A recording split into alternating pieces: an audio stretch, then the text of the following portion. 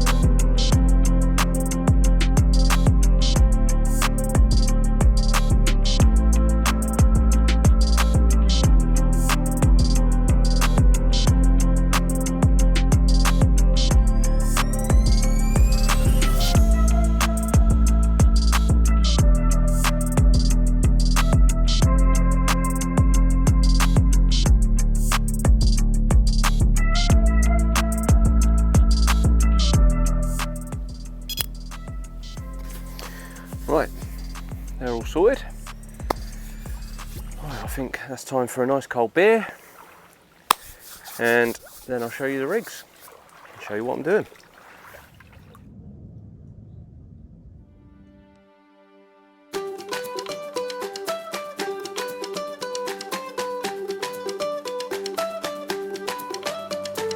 Right, so this week's beer of the week. Now, special mention goes to Craig Knights, who messaged me on YouTube and suggested this one. It's a lager, and it's one that I definitely haven't tried. It's a new one out actually, funny enough. So I've been hunting it down because I thought I've got to try this one, see what it's all about. So anyway, without further ado, this week's beer of the week is Stella Unfiltered. So yeah, it's one that I've not I've not tried, and to be honest, I haven't really seen it in the shops. It's only recently that I popped into my little shop round the corner and I saw it, and I thought, right, I'll grab that, because yeah, it's some of these ones are quite tricky to find. So that's Stella Unfiltered. So there we go. Right, what does it say? It's a 5%. Alcohol content, it doesn't say anything else. Unfiltered premium lager beer, so that's all I get. So anyway, we'll see what it's all about. Oh, right. Let's give it a go. Put that there. Cheers, Craig. Lovely jubbly.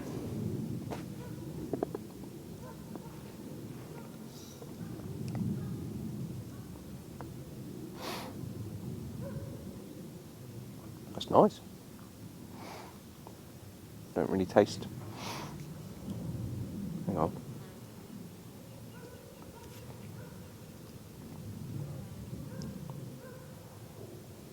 I think it's better than the normal Stella, if I'm honest. I don't know what the difference is. I'm not really that clued up with the lager. I should do, because my dad was at Courage's brewery for all his life, so I should know a bit more, but I don't. But yeah, Stella, unfiltered, so maybe unfiltered. Well, it's a bit cloudy, like that, but that's actually nice.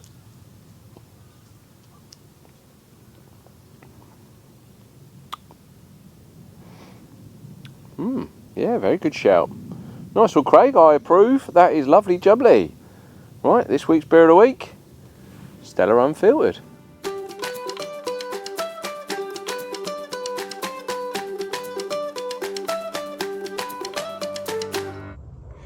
Right, so the end tackle, the business end. So what I've decided to go for is this bad boy. Now, I absolutely love these. So as soon as I joined PB, I fell in love with these. I thought, oh, I've got to get some of them. So these are the Hit and Run lead clip leaders. Now they're lead free, so you can see how supple that is. It's really nice and supple, but they're solid. And it's silk cray, basically. But this is the part that I absolutely love. I love the lead clip. Now, if I zoom that in, hopefully you can see this okay. So yes, so that looks like a standard lead clip, yep. But as that fish takes the rig and pulls through, now you can probably see that, hopefully you can see this okay, that is doubled over. So if that fish moves 3 inches, you're going to get at least 6 inches of indication up the other end. Now that's the difference between a bleep on your alarms or getting nothing and getting done through the night. So if you've got a fish, especially in the winter time, now if you've got a fish that's moving really lethargic, picks up your hook, and you know, picks your rig up, gets hooked, and literally is just staying on the spot and just shaking its head, but it's moved say 3-4 inches, you're probably not going to get any indication with most other, you know, setups. But with this, you know, that's now 3 or 4 inches is now 8 inches, so you're going to get a bleep at least up the other end. So that's why I absolutely love them. I think they're a brilliant bit of kit. So what I've done, gone Ronnie rigs again. Anyone that's watched the vlogs before probably know that's going to be the standard use, but I think they're great. So what I've gone for is a anti-tangle sleeve. Again, hopefully you can see, 25-pound jelly wire down to a 1 gram contra liner, PB again, and then the anti-eject size 4 hooks, but with a lovely amino marine pop-up from Pure Baits Concepts. So that's my rig, and that is my setup, and it's been doing the business. So hopefully with all 3 of them on that spot again, it'll do the business. So like I say, I am fishing to a sort of a silty channel, and there's a weed bed just behind it. So hopefully that's a bit of a patrol route and we can get ourselves another bite. But it's looking good, wind's pushing in, so you never know your luck. But hopefully with that, you know, we might get ourselves another bite. Fingers crossed.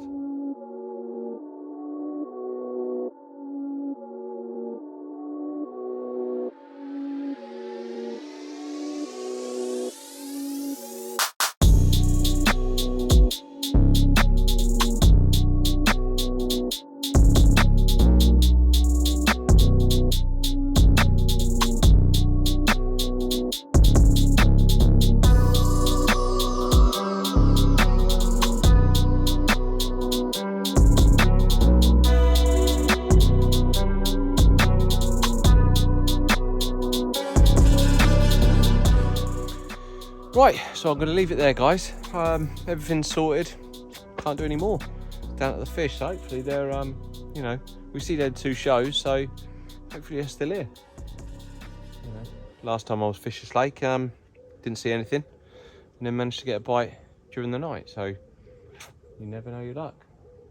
But yeah, fingers crossed, it's looking cock on. The wind was pushing in, obviously the wind's died off now. It's gone pretty dead flat, but yeah, beautiful and peaceful here, so quiet. As soon as you know, most people disappear, it is lovely. It's even quieter than the big lake, to be honest. So yeah, lovely place. So anyway, right guys, if anything happens, I'll obviously let you know. But yeah, fingers crossed we've got one in the edge, because it's been happening sort of, you know, just before first light, you know, 2 o'clock in the morning, maybe 3. It's getting light by 4, so yeah, fingers crossed we've got another one. Right, I'll leave it there. I'll catch up with you in the morning.